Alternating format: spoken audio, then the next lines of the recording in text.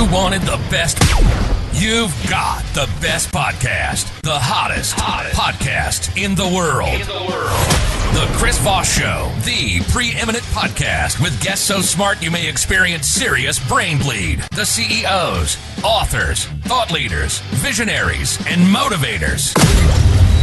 Get ready. Strap yourself in. Keep your hands, arms, and legs inside the vehicle at all times, because you're about to go on a monster education roller coaster with your brain. Now, here's your host, Chris Voss. I'm Moses Voss here from thechrisvossshow.com. thechrisvossshow.com. There you go, my family and friends. You gotta love it. Welcome to Big Show. We certainly appreciate you guys coming by. So, folks, we're joined today by Nick Espinosa. He is a chief security fanatic, speaker, columnist, author, radio host, board member, Forbes Tech Council, and TEDx speaker. We're going to be talking to him about cybersecurity today and all the stuff that goes into it. For over 25 years, Nick has been on a first-name basis with computers since the age of 7. He's been building computers and programming for multiple languages. Landing his first IT job at age 15, he founded Windy City Networks, Inc. at 19, which was acquired in 2013. In 2015, Nick created Security Fanatics, a cyber warfare outfit dedicated to designing custom cyber defense strategies for medium to enterprise corporation. As an expert in cybersecurity and network infrastructure, Nick has consulted with clients ranging from small business owners up to Fortune 100 level companies for decades. He has designed, built, and implemented multinational networks, encryption systems, and multi-tiered infrastructure, as well as small business environments. He is passionate about emerging technology and enjoys creating, breaking, and fixing test environments. Welcome to the show, Nick. Tell us what you do from a 30,000-foot overview. At the end of the day, whatever the title is, I'm just trying to move the ball forward on technology and the security thereof. Nobody's going Amish. We are all embracing technology, loving technology, using technology, and the goal is that everybody from the personal individual up to governments and Fortune 100 need good security. And so that is my goal, essentially, is to evangelize for that. And we have a lot of problems in the cybersecurity community just speaking to regular humans, and so by virtue of that, my goal is to do nerd to English translation and just get everybody on the same technological page. That is a 30,000-foot view of my goals for life. There you go. Tell us about your book, Easy Prey. What's inside it? What will people find? Sure. Interestingly enough, I still no longer recommend it. and the reason why I don't recommend it anymore, and I kid you not, and for the record, all the proceeds went to St. Jude's. So it's not like it's a paycheck for me. We got to help out a great charity there and a great hospital. But essentially, the goal of that was to explain the various facets of cybersecurity. And so there were, co-authors of the book. I was obviously one of those and ended up being an Amazon bestseller, which was great. I was thrilled to see that. But I essentially was assigned the sexiest part of the book, which is government compliance frameworks for cybersecurity. So if you're running a business and you need things like HIPAA compliance and you're taking credit cards and all of that, that's essentially what I was talking about, how to approach it, how to start understanding it and getting down that road. It's important, but there is a lot of good information in that book. But the thing is that cybersecurity, unlike regular technology, pivots on a dime. Like, we never know when that 15-year-old kid is going to break all of Google, and then we have to slam on the brakes and figure out what on earth just happened. And if you think I'm joking, that's legitimately true. Yeah. In the mid-2000s, a 15-year-old kid going by Cosmo broke like Google, Apple, I think like Facebook and like Amazon in like a week, and it completely rewrote how we approached identity management. And by virtue of that, he earned the nickname Cosmo the God. And then he was arrested a few years later selling stolen credit cards and running a group called UKG Nazis. So you can figure that one out. But the point is that we pivot so quickly that information changes constantly. And so what you are doing, if you're reading something from 2016, that may be irrelevant in many aspects of your life now in 2023. So there you go. There you go. Now, you've done 4 TEDx talks, yes, and with some interesting data on them. You've talked about the 5 laws of cybersecurity. Do we want to get into that? Sure, we can get into whatever you want. Let's do it. Yeah, so the 5 laws of cybersecurity is basically my concept for nerd to English translation for the world. It was originally an article I wrote for Forbes, and essentially the whole understanding of this, and eventually, obviously, I turned it into my second talk, is basically how a human can approach cybersecurity in their everyday life. We're not talking about things like multi-factor authentication or antivirus and all of that. Understand that when you walk into a situation, whether it's you're opening an email or you're walking into a public place to use wireless or whatever that is, that there are certain mechanisms that kick in your head. But you also have to understand the world around us. You know, we have thousands and thousands of languages spoken around the globe, some small, some large, like English or Mandarin Chinese. But we also have the language of the internet that we now have to combat. And so understanding and walking through these things and understanding the mentality of hackers is one of those things that I'm putting out there to the world. So, for example, law number one is if there's a vulnerability, it will be exploited. It's really that simple. We may not know what the vulnerability is yet, but we're going to do it. Like every car I've ever owned since about 2006 or so, I've hacked into. Because really? I like to break into things. Like it is something that I really, really enjoy. I have all the gadgets, all the toys, the techniques. I'm always trying to come up with new ways to get into things because I simply enjoy it. It's also a reason why I'm not wearing a smartwatch. You know, so understand that these things are out there, and there are people out there that want to figure out every which way to get around things. You know, I mean, think about this, Chris. Do you speed in your car? No, who's listening to the show? Do you speed? Yeah, I do. Of course. Right. You'd be lying if you said otherwise. That's true. But, you know, I was just checking for. I get it. Well, now you've just admitted a crime. I just had to check with my attorney. As have I. So you have a 1 in 6 chance of getting pulled over, right? You have a 1 in 6 chance. 1 in 6 chance in the United States of getting pulled over for speeding. And so you make the calculated decision, well, it's a 35 and I can go 45 and I'm going to get away with it and I'm going to get to my destination faster. And so we are always hacking the system. We're always finding ways around things. And that's the whole point of the talk, is to understand why you trust and how we trust as human beings, and how you have to build a filter of distrust in your technological life. Now, we need trust. Obviously, we see what happens when trust breaks down in a society. We have two warring political parties right now, and that is a result of a lack of trust and belief between the two. Something they've always had. It's called mutual toleration. So we see these mutual toleration. We have to understand with technology, we have to approach it as a filter of distrust, because Prince Mbutu from Nigeria really doesn't need your help. So there you go. There you go. We get enough of those emails.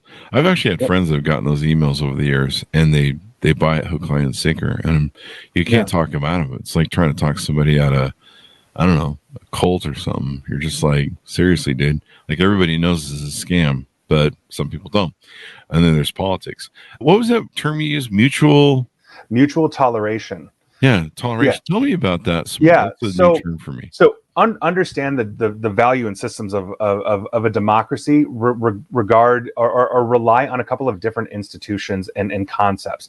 One of those is mutual toleration, meaning you have Republicans, you have Democrats. I don't care what you believe. You know, if you follow my content, I'm apolitical, but we talk about these things. And essentially, you have to understand that in mutual toleration, Republicans and Democrats have to trust each other. That when you have a transition of power, that the other side becomes a loyal opposition. And while they may not necessarily agree on the approach to fixing a problem, they know that in 2 or 4 years, they're going to have a shot at the ballot box. They may be able to take charge, and the other side then becomes a loyal opposition. So you have basically a concept publicly where people are like, well, I disagree with the Republican or I disagree with the Democrat, but I respect that they have that choice. And you know what? In 2 to 4 years, I'll get to run against whichever one that is, right?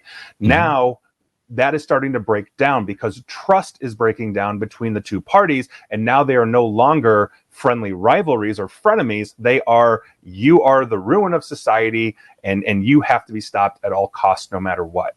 And that is one of the signs, negative signs of deep sickness or deep issues in a society. The other side of that coin is forbearance, meaning there are a lot of unwritten rules that we essentially don't break because we know that it escalates conflict between one or the other. When you start breaking unwritten rules, the other side responds accordingly, and that escalates situations. And as many laws that we have and constitution and all of that, there are unwritten rules on decorum, on process, that if you try to circumvent those things, that's obviously an issue.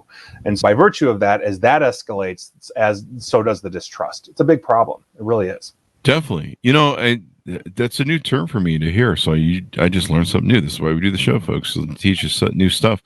I never really thought about political parties as that mutual tolerance thing, because it contributes to the competition to deliver the best ideas. I thought about it from that angle, but it's almost a necessity that you have to think of it that way, because sure, you need the competition. Yeah, sure. I mean, you're going to have one wing of any government, and for the record, governments function when they function together, whether they disagree or not, and so you're going to have one side of a government or a political wing that says we need to spend to get out of a situation, and you're going to have another side that says we need to cut and stop spending, and they're not really going to meet in the middle. They try to meet in the middle, they'll pass budgets together, et cetera, but the whole point is that if I'm that person that wants to spend, I still respect the person that cuts it. I just disagree fundamentally with where they're going. At the end of the day, we agree there's a problem, and I'm either going to spend or I'm going to cut to fix the problem in let's say an economic issue. And so as you are looking at society-wide these kinds of issues, essentially it says, okay, well, the people that want to cut the budget are going to destroy the country, or the people that are going to spend money out of this are going to bankrupt the country, so there has to be an understanding and a balance. And when that breaks down, and when you have a rhetoric by the voters, or basically being delivered to the voters through whether it's disinformation or hyperbolic commentators and all of that on why one side is evil or the other, it actually is probably one of the worst things that you can do for a society that is otherwise functioning. There you go. A huge problem. We used to function before. There you go. So let's what are the biggest threats that you're seeing? This is going to go out on LinkedIn. What are the biggest threats that you're seeing for people's personal security in 2023 and for businesses? Sure. So the number one problem that we always have in cybersecurity, hands down, if we're talking about those kinds of issues, is the human factor. That a lot of the planet is simply not trained or doesn't understand. So people say, "Oh, I'm tech savvy. I love this." Great, you can work an iPhone like a Mozart, but that doesn't mean you're secure. It doesn't mean you're making good choices or even understand conceptually the risks that are out there for you. I mean, if you look at the world right now, it feels pretty unstable, even though there are many stable things out there in the world. But we see the disinformation campaigns. We've got a war going on in Ukraine, and now Israel and Hamas have fired up as we're sitting here talking about that. And it feels like the world is melting down, pulling in a lot of the geopolitical players around the globe, adversarial or otherwise. And so as we are looking at that from the framework of human understanding, I think one of the biggest problems we have is simply that humans do not understand necessarily the risks that are posed to them by leveraging technology in their everyday life. And like I said earlier, we're not going Amish. And so that training is a problem. If I'm walking into organizations and talking about cybersecurity, I don't start with cybersecurity. We get hired by a large company that says, "Okay, Nick, let's talk about cybersecurity." And I say, no, we are not talking about cybersecurity. We're going to talk about risk first. Because if you don't know the threats out there, if you can't tell me in hard and soft dollars how many, on an easy level, how many computers can be off for how long until it's so economically unviable, torches and pitchforks at the CEO's door, then how do you know what you're doing is right? How do you know your backups are good? How do you know your defenses are right? How do you know your people are trained, to respond to any kind of disaster, whether it's a tornado, here in the Midwest, an earthquake in California, meth gators and hurricanes in Florida, like whatever it is, you've got to prepare for these kinds of things, right? Not to mention a literal war, 2 of them actually going on, and how does that affect you? So these are the biggest issues that I think we see. I like to say I can build you a Ferrari's worth of a cyber defense strategy, but if I'm turning the keys of the Ferrari over to a chimpanzee, how far are we going to get? We have to learn how to drive. That's our biggest issue. I really do think that. Let me ask you this. Could you give me an idea? Do we need to start teaching like basic cybersecurity? I mean, we don't have to teach people to be experts in it, but just basically how, like, don't click on the Nigerian prince, gentleman you referenced earlier. Yes.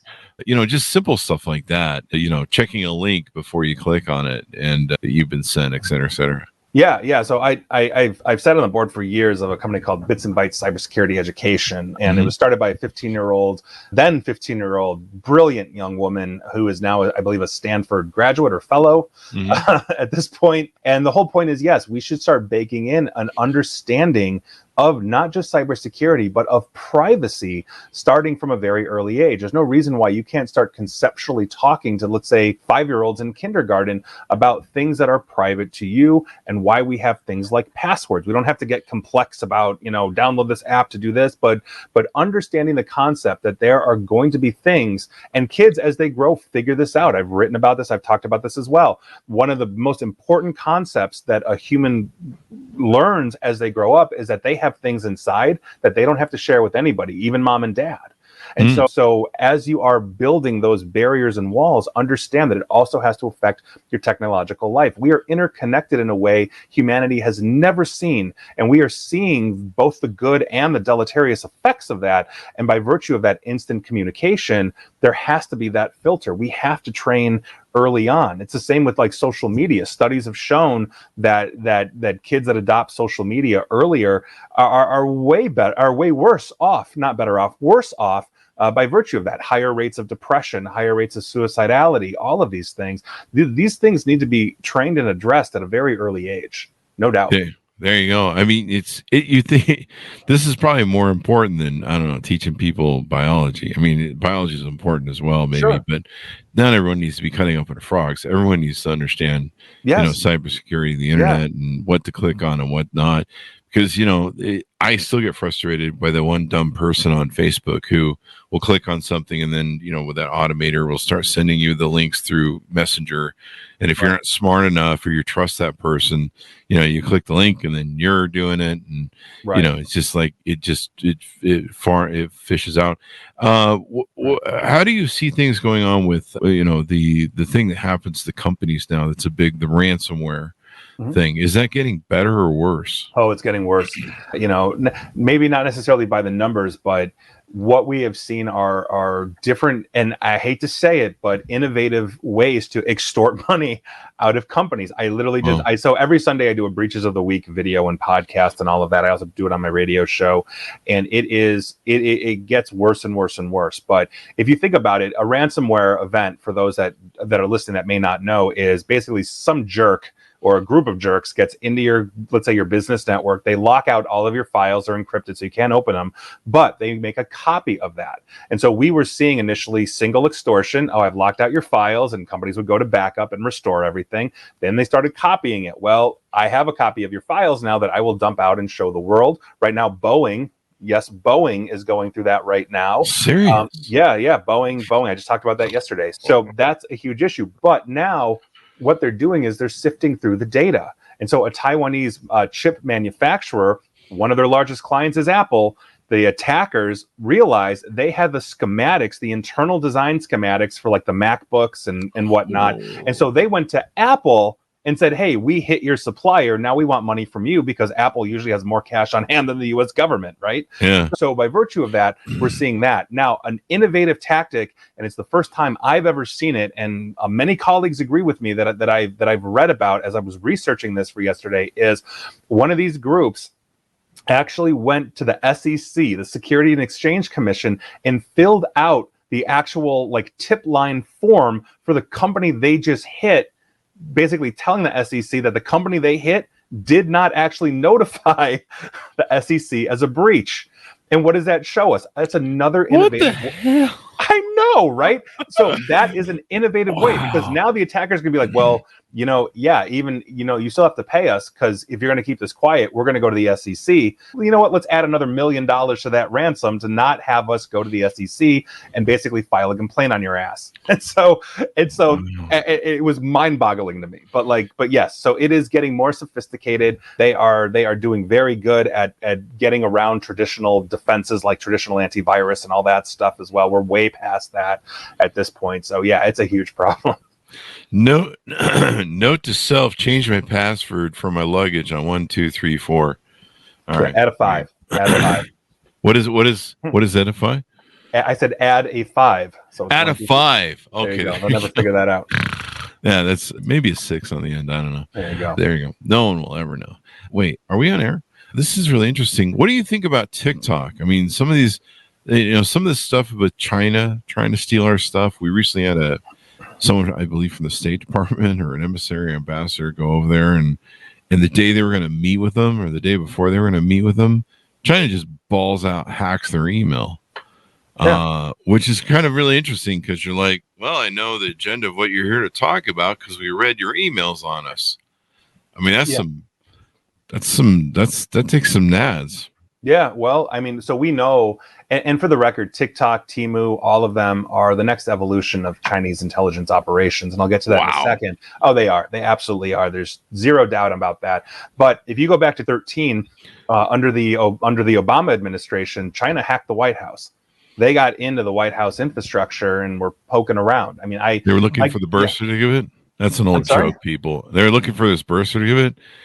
That's a joke, people. I'm not a birther. Okay. There you go. Right. Don't start a cult, people. Knock it off. It's a joke. So the chief cybersecurity coordinator for the White House at the time, Michael Daniel, who I've actually interviewed. He's a really good guy. You know, he was on the forefront of that, and that was a huge issue. Now, also fast forward to 2017, basically the People's Republic of China, the government, which is a communist government, so they claim. Although I've been to China and the amount of wealth I've seen there, I could never claim them to be a communist government, like truly in the original state of communism. But go ahead. It's really an authoritarian. It is. It's 100% authoritarian regime under the guise of communism, and there's still some elements of that. But in 2017, they passed a law that basically said if you're a Chinese company and you have information on foreigners, aka U.S. citizens or Germans or anybody that's not Chinese, by law, they get access to it.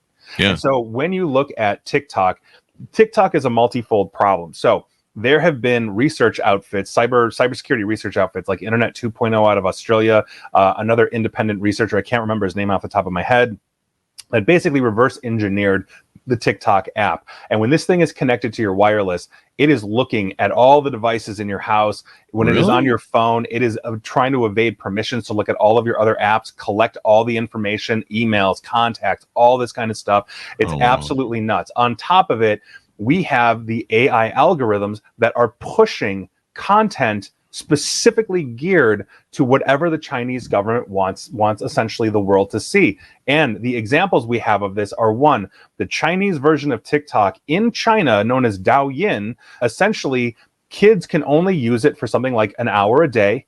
It immediately pushes content that is science, math, education, all these kinds of things. It's not stupid dance videos and ridiculous challenges and all of that. And interestingly enough, outside of it, there have been no restrictions only until essentially people started complaining. Essentially, the European Union also discovered that Chinese propaganda was being pushed to European TikTok users, basically trying to rehab China's image on the Uyghur situation. This is one of the most surveilled and oppressed people on the entire planet, thanks to the Chinese government and all of that, not to mention human rights abuses and on and on and on. So TikTok, Temu, all of them are huge issues. And TikTok executives essentially went in front of Congress, lied. North American, US-based TikTok executives here went in front of Congress and lied because we have whistleblowers that came out with recordings where they're literally talking about having to go talk to like the boss in China to get access to US infrastructure. And they also openly admitted that all of the data that they have in North America, which essentially is being stored on Oracle servers, like Oracle is a big cloud like Amazon, they're replicating all of that to Singapore outside of US jurisdiction. And so think about this longitudinally. You've got that 13-year-old kid that is doing horrible, stupid, risque things on TikTok right now. And in 20 years, that guy or gal is now going to run for Congress. Guess who has the horrible videos? You know, this is long-term planning, and it is a huge problem. We are literally shifting people one way or the other. For God's sakes, they almost rehabbed Osama bin Laden on TikTok like 3 days ago, if you were hearing about that. It's you know, like how did that go viral to all their influencers that instantly? Like how was that suddenly a thing? You are getting pushed subtly, algorithm to algorithm, and people complain, oh, well, Facebook is data mining you and all of that. Yes, I think Mark Zuckerberg should be in jail. I literally did a video with that title on it. Amen. But we have recourse under US law. Try suing them in Beijing. No way. You can't do it. So they're a different animal, and they're working on behest of a foreign government. Temu's no different. That's a shell companies everywhere out of the Cayman Islands, but trade on the New York Stock Exchange, PDD Holdings. It's a whole mess. I've done reporting on all of this. It's insane. You know, I think you look at what's the new thing they have that people are doing, the NPC thing. Like So it's the most dumbest thing I've ever seen. oh Where yeah, the yeah, NPCs and yeah, they basically act like, I don't know, human puppets. yeah. Tide And Pod challenge, yeah, picking a but front door there you go. challenge. I mean, And it's I think too what you mentioned where they affected the Osama bin Laden thing yeah, from our woke crowd that's gone so far left. Evidently, I'm a moderate Democrat. The extreme left woke crowd has gone so far left they're turning right again. They're going around the corner. I think the other thing they were doing was, they were supporting Hamas, yeah. basically. Well, I'm I like, think what? part of it is I think part of that is just understanding the framework and context of history. And one of the things that I don't think we really study is the understanding of that. People are saying, oh, well, this Hamas Israel thing and Israel's in the wrong or Hamas is in the right or vice versa, whatever it is. I'm not adjudicating that. That's not my job. But understand that this goes back thousands of years, not just to religion, but to land claims, cultures, all this kind of stuff. And it is a huge issue. So without seeing the full scope of a situation that deep and that complex, it's very easy for keyboard warriors, to basically go Google something and say one thing or the other, and making, Mhm. let's say, false moral equivalencies, whatever it may be. But it's a lot larger and it's a lot broader than that. And if you are looking at any kind of approach to history, the goal is to get outside of the framework that you are taught. You are taught, okay, let's say it's a Marxist ideology or capitalist ideology. Well, if you're looking at it through like a Marxist ideology, now you are looking at oppressed versus oppressors, economically stable versus, the proletariat, the bourgeoisie versus proletariat. But there are many different ways to frame a situation. And if you're framing it from basically the standard of facts and humanity, it's different than if you're looking at it through economics or religion or anything else. And so there's many different ways to approach this. It's part of the training that I got in college when I was in college. Everybody should take a logic course. Everybody should take like basically understanding frameworks of history. I think it's one of the most important things we're going to do. The one thing man can learn from his history is that man never learns from his history, is what There I you go. always quote, is my saying. But these are important. And sadly, we have a generation that their education was being sent to Iraq for $12 trillion or whatever. So they didn't get much of an education. But yeah, do you think, in your opinion, I mean, can we put that ever back in the box? I mean, everyone's like, shut it down. I don't know how you fucking shut that down. Well, I mean, if you want an example of that, in the last week in Nepal, the government said that TikTok was essentially ruining social harmony, and they shut it down. Wow. They just went to their infrastructure providers and said TikTok won't run. They made sure that any app store for iPhone or Google Play that was geographically within Nepal couldn't get access to it. Like, these are things they're actively putting into place. So if you're asking, can we remove TikTok? Absolutely. In the same way that apps can be abandoned. I mean, how many people are using Friendster anymore? And so Wait, I am. Well, is that you bad? and 6 other people, and you're all friends apparently. I used to Also, be huge on probably Tom Friendster. too from MySpace. But the point is that yes, there are things that you can do, but it really does start with education. Like, I believe in freedom of speech and expression, and if you want to use TikTok and you are fully informed of the longitudinal consequences, not just to you and your data, but to what this is doing to society, and you still want to use it, then I mean, why would I stop you at that point? As much as I think it's has a deleterious effect, it is what it is in that sense. But I don't use it. I don't have an account on it, and I'm very public in my presence in cybersecurity, and TikTok is not one I'll touch. One thing that's interesting about TikTok is they're kind of they're turning into selling stuff and giving Amazon a run for their money, which is kind of interesting. It's they're even bugging me about selling stuff and things.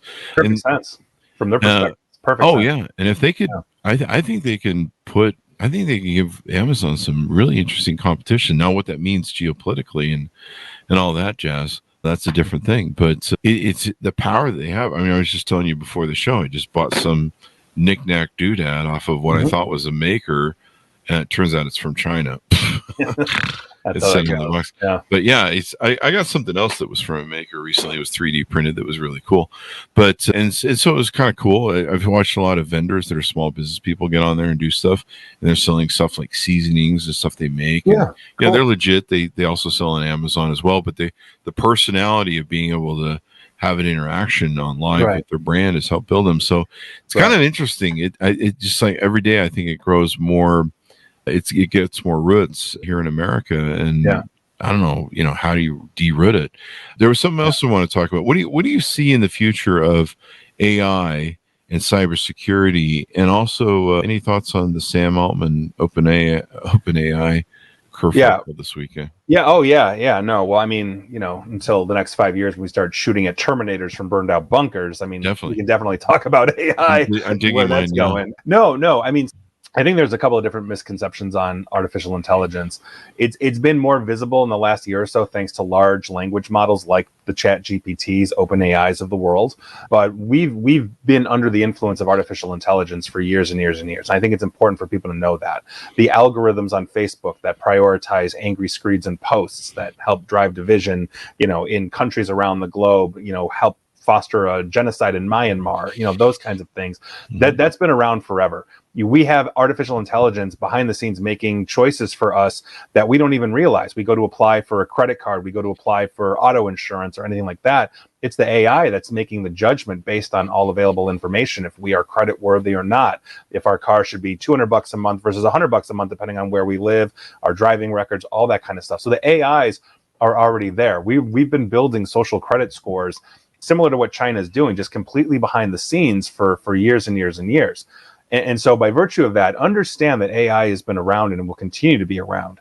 Now, what we have seen is the next phase of artificial intelligence, which is large language models, where it starts to get to learn and understand, basically based off of human creation on how it can then mimic that. That's why we've got a whole bunch of, lazy stoner college kids now becoming 7th century Italian poet experts, in their essays, because ChatGPT has absorbed that kind of knowledge. And so we've got a couple of different things and concerns with that. Obviously, one, the goal, ideally, if you're looking at it from a humanity standpoint, would be to have the artificial intelligence take tasks away from us so that we can perform, we can create, we can generate, things that are intrinsically and uniquely human. Whereas instead, we are now pushing the artificial intelligences to be creative.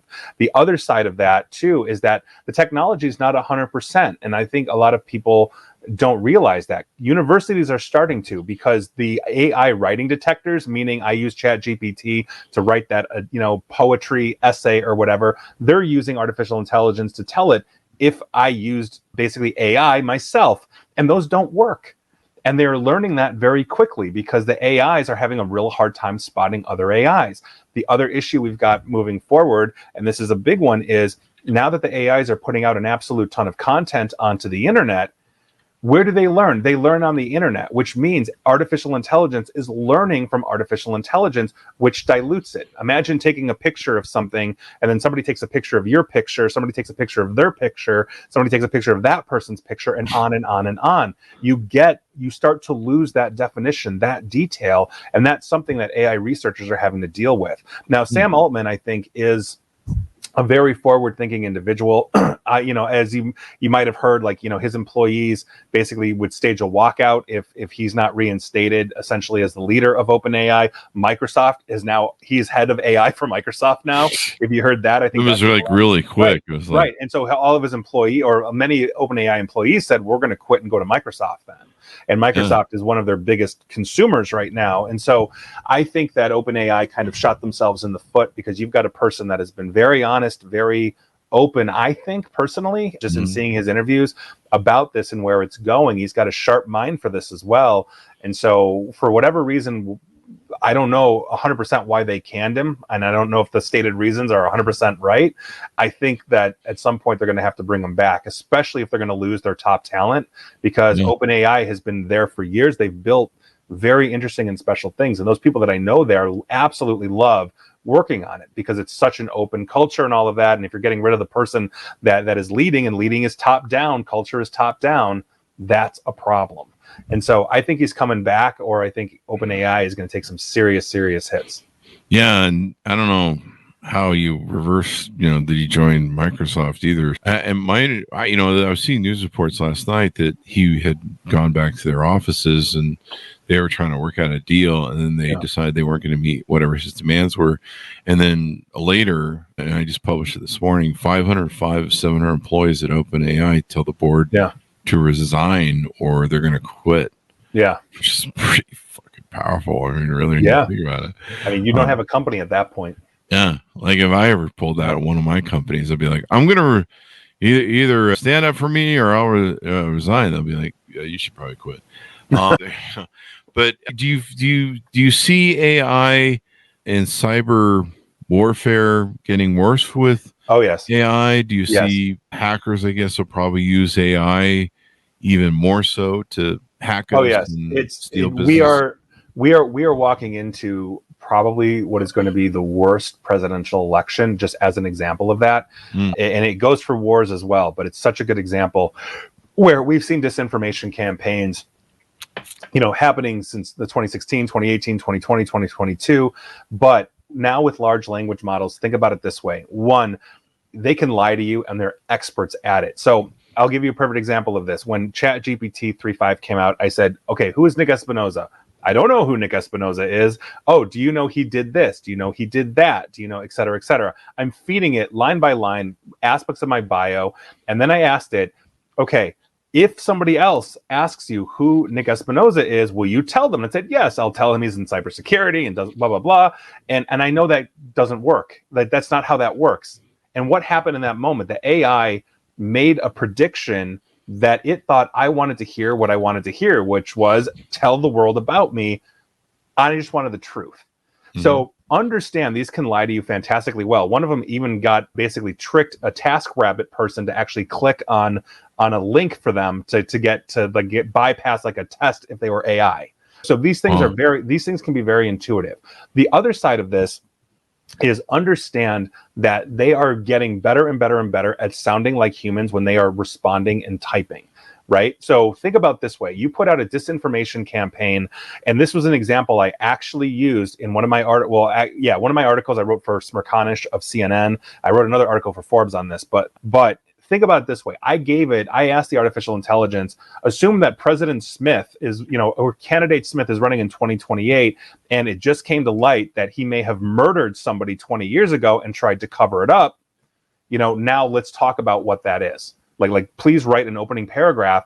And it said, like, in shocking news, and it filled in the blanks, there's no trust now from the electorate. The party might consider dropping him. I didn't tell it to do any of this, and it just did it for me. Now, think about this. You've got a deep fake video, and they are getting better and better and better out there of that fake candidate Smith, from 20 years ago, driving up and pulling a body out of his trunk. And you can clearly see it's him as he throws it over the cliff and walks back into the car. It's got his gait. It's got his mannerisms. It's got all of these things. And now you've got people saying, hey, wait a second, that's probably fake. And now you've got a million different AI bots all responding as humans saying, no, I think it's wrong. And here's this article on that. And, oh my God, did you see it over here? And here's a coroner's report and all of these different things. All of it's fake. All of these things are fake generated off of websites and all of that look like news sources. And what happens? You start to lose your reality. You start to question the sanity. And what happens in a situation like that due to confirmation bias is if Smith is a Democrat, all the Republicans will say, oh my God, this guy's a murderer. If he's a Republican, all the Democrats will say, oh my God, this guy's a murderer. That's confirmation bias. And what happens 24 to 48 hours later? The regular actual fact check news kicks in and says, this never happened. This is all BS. How many of them are going to believe that fake news? Yeah. How many of them are even going to get the memo? Yeah. This is what we're walking into. And when you were walking into things like the Hamas and Israel conflict, we have seen fake video after fake video, fake news report after fake news report, to the point where it's like, can you even trust what the Palestinian Authority is saying? Can you trust what Hamas is saying? And people don't even trust the United States when they say, yeah, well, we actually did see that hospital wasn't blown up by the Israelis, that it was a Palestinian jihad. And like, nobody believes it, because we are so distrusting, we are so disoriented, and this is essentially where we're heading. This is a huge problem. People don't understand this, and we haven't seen it yet because we're not close enough to the election. But this is going to ramp up to the nth degree. I would put money on it if I were a betting man. And I'm sure AI will be more advanced by then too. It's constantly improving on itself. Yeah. Again, providing it's not learning off of other AIs. That's the flip side of that. It's kind of interesting. It's better when it learns off of our idiot nation. Yeah. There you go. I was listening to Sam Harris talk about this, where he's like, I think he was arguing with Mark Andreessen, and it's like Mark Andreessen was selling that the beauty of AI is it's the best of all of us, and I'm sitting there thinking it's also the worst of all of us. Like it, Yeah. He's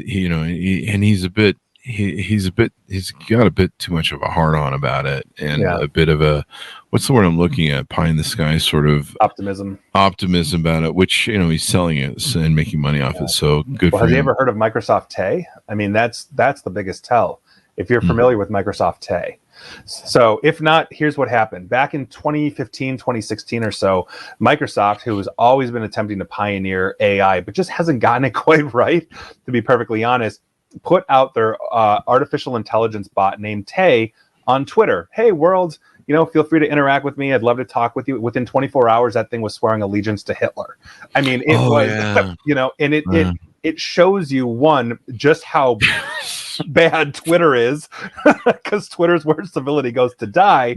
But it also shows you how easily these things can be, ingest information and then start parroting things. Because when it starts questioning the Holocaust, like you're like, what is going on? And Microsoft within 48 hours had pulled it, never brought it back.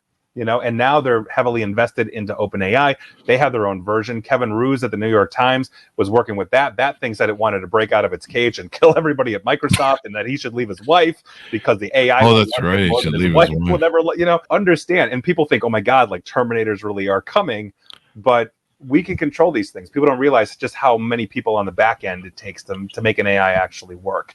But that said, when you're looking at cranking out fake news articles, and for the record, local publications have been using AI for years to write like local sports scores for high schools or whatever. This thing is going to be massive. And do you think the intelligence agencies from like Russia or China are going to have any scruples about putting out whatever the hell they want? No, absolutely not. Yeah. It's going to be interesting. So let's get into what you do and how you do it. How can companies work with you, on board with you, reach out to you? What do you do in your service portfolio for people and companies? Sure. So we do all the standard things you would think of from cybersecurity, like vulnerability and penetration testing and compliance consulting and all those kinds of things. But we also do risk, in various ways as well, and that's where it really needs to start. I like to say that you don't have somebody that's selling you cybersecurity; they're selling you IT, which is important. If they're just saying, "Oh yes, I have a bronze, silver, and gold package," things have to be custom to the organization. Your threats, let's say even to this radio show, are different than, let's say, another radio show, right? Anderson Cooper has an entirely different set of issues than Chris Voss would. And so understanding that there are these variables out there, and while you may have common themes, you have a unique situation unto yourself. And that goes for any organization, from small to utterly massive. And so making sure that you are looking and quantifying your risk and therefore attempting to indemnify your risk in some way, I think is the thing that most organizations need, and they don't realize it. I've walked into companies from small to Fortune 100, and it has never really been fully quantified. It's very rare that I see that. And so going down that road, I think, is important. And so engaging with us is pretty straightforward, for that. But we don't have a one-size-fits-all for anything here, because quite frankly, in this day and age, how can you? There might be common defensive tactics and technology that's pretty universal, but that doesn't speak to exactly who the individual is, or who the corporation is, or who the government is, because we work with governments as well. So, it's just pretty much hyper specialized cybersecurity and risk. There you go. So what sort of people do you work with in size and scope, financially, and et cetera, et cetera? Do you work with individuals or large, medium, small companies? Right. Is there a floor? What's the range? So our smallest client was 3 people. And that was literally a former U.S. presidential cabinet member.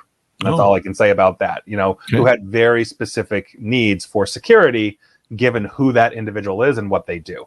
And on top of that, skills. I'm sorry? You need a specific set of skills. Yeah, whatever it is. On top of that, we worked with governments, Fortune 100, usually consulting. Nobody's hiring us to fix printers. We don't take those jobs, But we have a lot of global CISOs, chief information security officers, or CIOs that, we'll sit on their boards or their advisory boards for, or consult one-on-one with.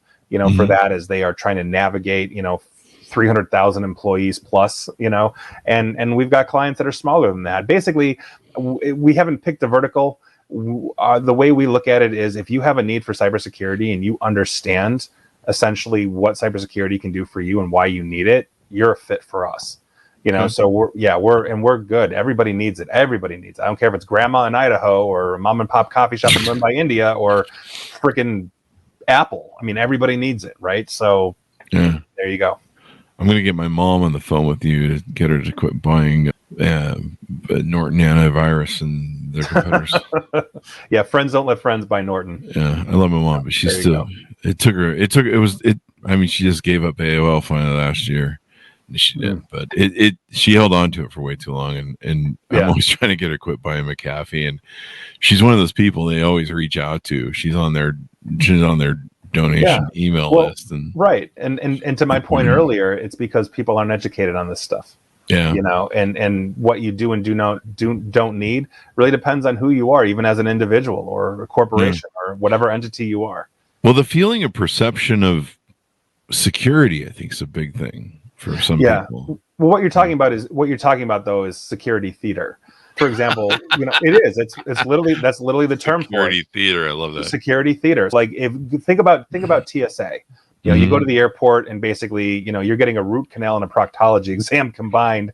If they're doing it right. Yeah, like it's a bad thing. Right, but if you look at studies, so there was one at Boston Logan where they had people that were able to sneak in weapons through TSA, that they were able to get through and around that a lot of that is security theater. A motivated individual, let's say a terrorist, for example, would have no problem getting through a lot of those things, and there are very specific ways and methodologies to get around that. So I did my own experiment where I started with the minimum of 1 ounce, or I started with 1 ounce, and then because I travel a lot, and then went to 2 ounces, 3 ounces, 4 ounces, and by the time I was found out, I was up to about 27 ounces. Meaning, wow. I went through security, 25 times before I was bringing in something illegal, and I would have been happy to throw it out. It was water, you know what I mean? But what does that say? Yeah. And so there are ways to get around that. I'm sorry. Look at all the guns and stuff they find and all the shit that they. Oh, sure. And that's obviously an issue, but part of it too is the human factor. In the sense of, like, if we're breaking into a company, we're building camaraderie with the workers on the floor, the secretary, we're seen as an authority in some way, shape, or form. And by virtue of that, they're comfortable opening that. I can't tell you how many times we've breached physical security simply by looking, like a worker, and then we're sitting out there fake smoking a cigarette, complaining about the boss, and somebody holds the door for us, just lets us in. I mean, it's these things because, it's just human nature. We need to train. That's the point. Yeah. And there's trust, and, it's that one breakdown. It's the weakest point that you can get to with the right human.